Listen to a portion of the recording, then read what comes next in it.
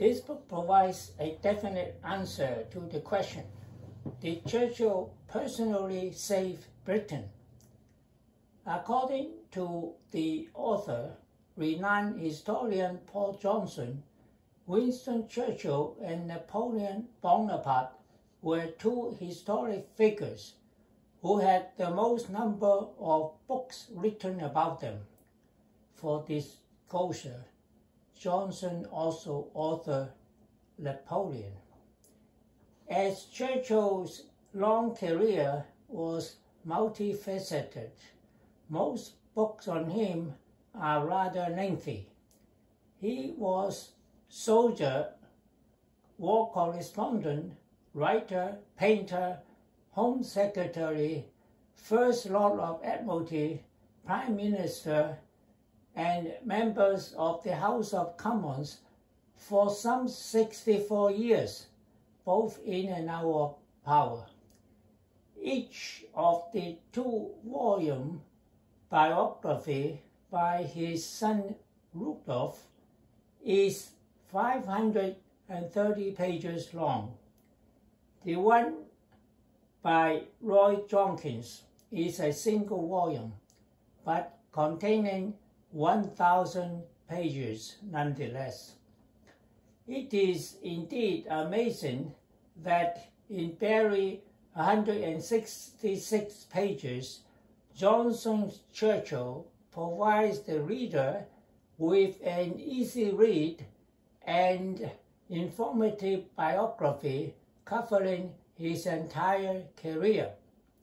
There are episodes which are not well known.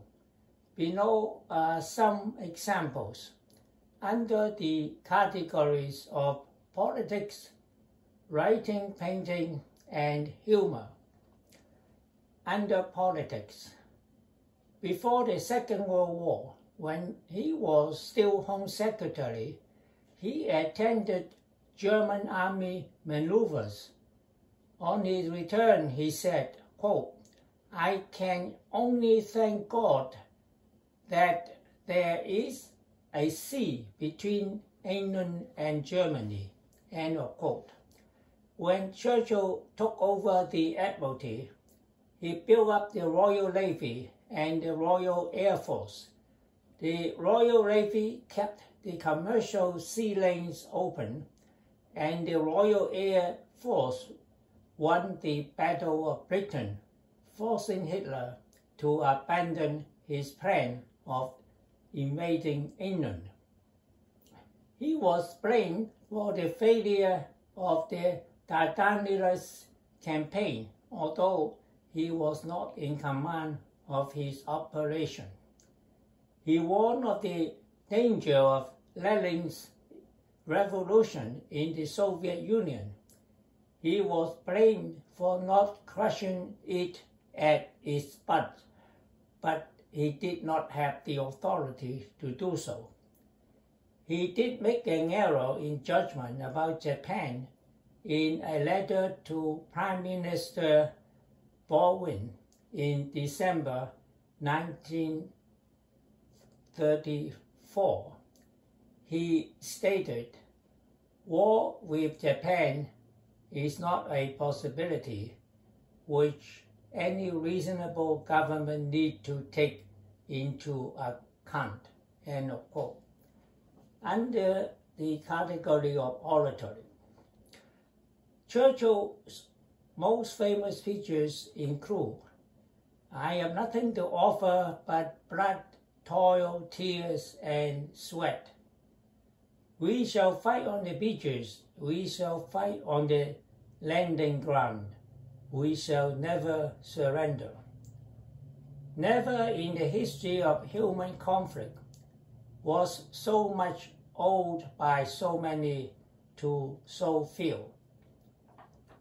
From Sachsen in the Baltic to Trieste in the Adriatic, an iron curtain has descended across the continent. In Johnson's book, there is the following prophetic speech on British-American relations which, in my opinion, should be included among his greatest. Quote, "The British Empire and the United States have to be somewhat mixed up together in some of their affairs for mutual and general advantage. Looking to the future, no one can stop it. Like the Mississippi, it keeps rolling along. Let it roll on full flood, irreversible, inexhaustible, irresistible, to broader lands and better days." End of quote. Underwriting and painting. In Johnson's estimate, Churchill's total writing output was between 8 to 10 million words. His Second World War volume alone totaled 2,050,000 words, compared with Gibson's 1,050,000 in Decline and Fall of the Roman Empire. He was awarded the Nobel Prize in Literature in 1953. There was the little-known fact that he was hit by a car while walking on a New York street, presumably on the side he used to in England. He was badly hurt and was hospitalized. He wrote an article on the accident and made 800 pounds for world rights, the largest sum he had ever received for a single piece. It was printed everywhere. Although an amateur painter, his painting was of such quality that he was elected honorary member of the Royal Academy. Under humor. The author, at age 17, had the good fortune to ask Churchill a question. Quote, "Mr. Churchill, sir, to what do you attribute your success in life?"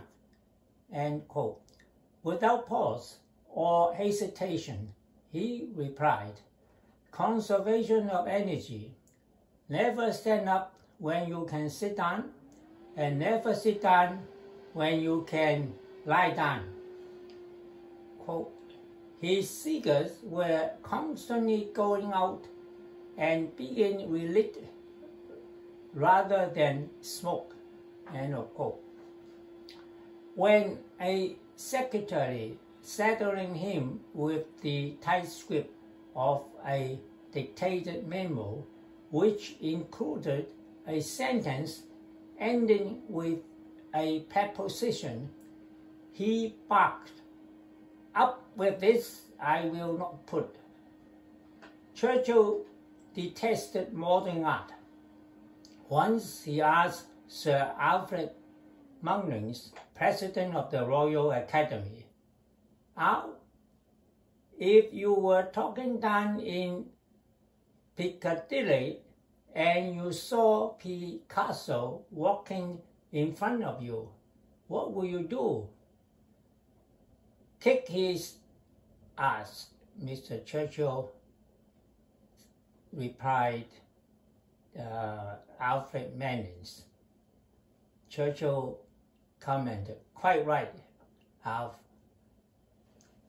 One time on the yachts of Aristotle Onassis, Churchill boasted that, "If all the whiskey and brandy I have drunk in my life was added up, it would fill this stateroom to overflowing."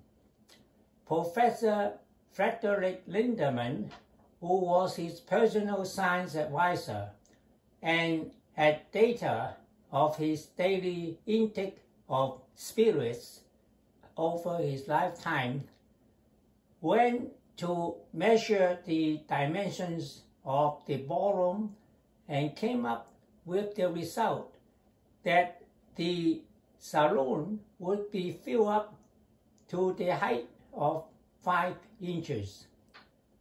While Churchill was plainly disappointed, this may account for the fact that his liver, inspected after his death, was found to be as perfect as a young child's. The author provided 10 of Churchill's actions which provided a definite yes to the question, did Churchill personally save Britain? He ends the book by listing 5 ways everyone can learn from Churchill's life.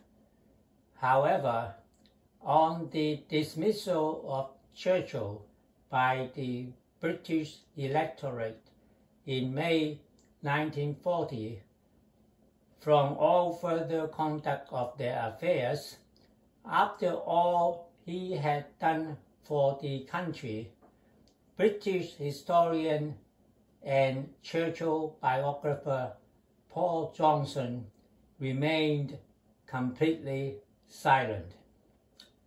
In conclusion, the book provides a definite answer to did Churchill personally save Britain? End of review.